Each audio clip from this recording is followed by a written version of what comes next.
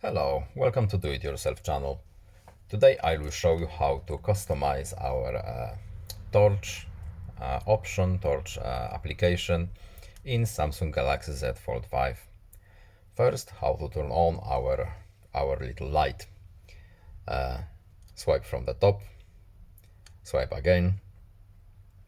It should be by default on the first bar, but if it's not there, we can search our little menu here. Flashlight is here. So flashlight, now it's on. How to customize it? Tap and hold, and here we can change the level of brightness that our flashlight will have. Don't forget to tap done, and now our little flash or torch will remember our settings. And that's all. I hope this video was helpful to you. Please leave a like and subscribe. See you next time and have a good day. Goodbye.